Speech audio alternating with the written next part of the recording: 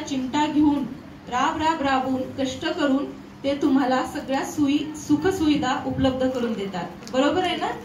म्हणून इथून पुढे आज तुम्ही इथून निरोप घेऊन पुढे जाणार आहात. निश्चितच नवीन शिक्षक, नवीन मित्र मैत्रिणी, नवीन शिक्षक वृंद तुम्हाला भेटणार आहे. परंतु आपले जे आई वडील आहेत त्यांचा मान सन्मान ठेवणं, त्यांचा आदर करणं हे आयुष्यात कधीच विसरायचं नाही. कारण हे जग परिवर्तनशील आहे असं म्हणतात. प्रत्येक गोष्ट जगातली ही बदलत असते, बरोबर. परंतु आई वडील ही एक अशी गोष्ट आहे की त्यांचं आपल्या मुलांबद्दलचं असणारं प्रेम आणि त्या मुलांबद्दलची असणारी चिंता ही कधीच बदलत नाही. जेवढं तुमच्या आई वडिलांना असं वाटतं की माझा मुलगा मोठा व्हावा, माझ्या मुलीनं मोठं व्हावं, त्यांनी आयुष्यात काहीतरी यशस्वी व्हावं, ही जर त्यांची अपेक्षा असेल तर ही अपेक्षा तुमच्याकडून ठेवणं काही चुकीचं आहे का? नाहीये. कारण कष्ट करून ती स्वप्न पाहतायत तुमच्या उज्ज्वल भविष्याचे, तर आपलं ते काम आहे की आपण त्यांच्या स्वप्नांना पंख देणं, त्यांच्या पंखांना उभारी देणं. आपल्याकडे नुकतंच आपण सावित्रीमाईंचं पूजन केलं, तुम्ही स्वागत गीत देखील गायलेलं आहे. जर त्या नसत्या तर आज आपण इथे नसतो, बरोबर. तुम्ही त्यांचा इतिहास ऐकला असेल की बाबा त्या जेव्हा शिकायला जात होत्या तेव्हा त्यांच्यावर शेण, दगड, माती फेकलं जात असायचं, बरोबर ना. तरी पण हार मानली नाही आणि शिक्षण स्वतः घेतलं आणि नंतर मुलींची शाळा सुरू केली.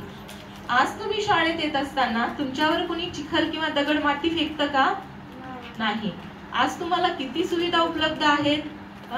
चांगला ड्रेस आहे, शासन सगळ्या सुविधा पुरवतो. युनिफॉर्म असेल, शूज असेल, पूरक पोषण आहार असेल, सोबत आई बाबा असतात की नाही. या सगळ्या गोष्टी तुम्हाला अतिशय सहजरित्या प्राप्त आहेत. मग आपणही का नाही यांच्या मार्गावर चालावं? चालायला पाहिजे की नाही. आपल्याला तेव्हाचा काळ किती वेगळा होता. आपल्याला आज कोणी दगड मारणार नाहीये, आज कोणी शेण फेकणार नाहीये. आपल्याला फक्त एक विद्यार्थी म्हणून माझ्या काय जबाबदाऱ्या आहेत त्या पूर्ण करायच्या आहेत. विद्यार्थी दशेतल्या काय जबाबदाऱ्या असतील? फक्त अभ्यास, एवढंच आपल्याला करायचंय है ना. अभ्यास करून जी गोष्ट साध्य होते ती गोष्ट कशानेच साध्य होत नाही. यशाला ऑप्शन नसते. असते का? तुम्हाला चांगलं काही बनायचं असेल तर तुम्हाला अभ्यासच करावा लागेल, है ना.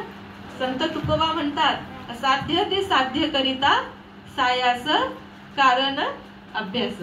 म्हणजे जर तुम्हाला कुठलीही गोष्ट साध्य करायची असेल तर तुम्हाला प्रयत्न आणि चिरंतर अभ्यास केल्याशिवाय तुम्हाला दुसरा कुठलाच मार्ग नाहीये. आई वडिलांचं महत्व मी याच्यासाठी सांगितलं कारण मी जेव्हा 12वीला होते तेव्हा मला अपयश आलं होतं. अपयश म्हणजे नापास नव्हते झाले, मला कमी मार्क्स मिळालेले होते. 2004 ची गोष्ट असेल. तेव्हा मला माझ्या अपेक्षेप्रमाणे मार्क्स नव्हते मिळाले, तर कमी मार्क्स मिळाले होते आणि मला तेव्हा डीएड करायचं होतं.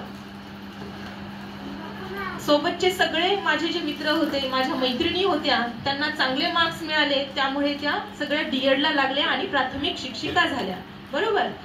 त्यांना तेव्हाच नोकरी लागली. डीएड पास आउट झाल्या की जसे हे तुमचे मॅडम बसलेले आहेत, तुमचे सर आहेत, तशा त्या शिक्षिका झाल्या. आणि मला खूप कमी मार्क्स मिळाले, 65% मिळाले मला 12वीला. माझा कुठेही नंबर लागला नाही. खूप रडायची, खूप हताश व्हायची की बाबा माझ्यासोबत असं का झालं असेल, मी कुठं कमी पडले. मला वारंवार ती चिंता सतावायची आणि मी कुठेतरी डिप्रेशन मध्ये गेले. वरून लोकांचे टोमणे कळतात ना.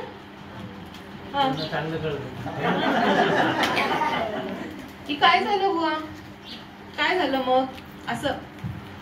तर या सगळ्या अवहेलना मी तेव्हा सहन केल्या आणि डिप्रेशन मध्ये गेले. तेव्हा मात्र माझ्या आईने माझ्या डोक्यावर हात ठेवून, कारण तिला माझी अवस्था बघवत नसायची, मी कुठेतरी आशा लावून होते की बाबा लास्ट, आता तुम्हाला हे शब्द कळणार नाही की डीएडची सगळ्यात शेवटची जी फेरी असेल, म्हणजे ऍडमिशनच्या फेऱ्या असतात, पहिली असते, दुसरी असते, तिसरी, शेवटच्या फेरीपर्यंत मला आशा होती की माझा कुठे ना कुठेतरी डीएडला नंबर लागेल आणि मी शिक्षिका होईल.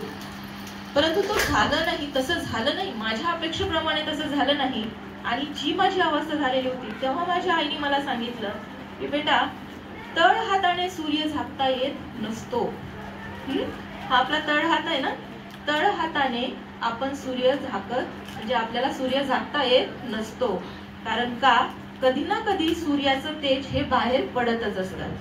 आपण तळ हाताने सूर्य झाकू शकतो का? नाही. हा सुविचार जरी तिने मला सांगितला असला तरी तिचं त्या सांगण्यापाठीमागचा मतितार्थ किती मोठा होता. तिने मला हे सांगितलं, बेटा, आज जरी तू या सिच्युएशनला आहेस, आज जरी तुझ्यावर ही वेळ आलेली आहे, तरी पण ही काही काळापुरती आहे, तात्पुरती आहे. आपण आपल्या डोळ्यावर जर प्रकाश पडला तर आपण असं करतो किंवा असं करतो, पण कायम असं करून ठेवू शकतो का? नाही. तात्पुरतं स्वरूपामध्ये असतं. तर तुला आलेलं हे वैफल्य, अपयश हे तात्पुरत्या स्वरूपाचं आहे.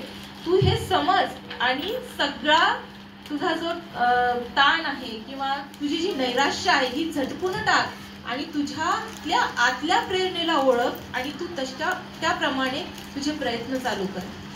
तेव्हा मला माझ्या आईचं वाक्य खरंच ते खूप पटलं आणि माझ्या बाबांनाही माझ्यावर खूप विश्वास होता. कारण त्यांना माहित होतं आपली मुलगी हुशार आहे. आले असेल पहा, कधी कधी आपण खूप प्रयत्नही करतो, परंतु आपल्याला नशिबाची देखील तेवढीच साथ हवी असते.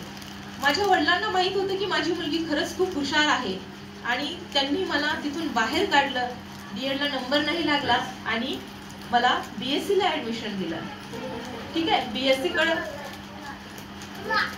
पण हे शब्द तुम्हाला भविष्यात नक्की आठवतील की अरे या मॅडम आल्या होत्या आणि त्यांनी आम्हाला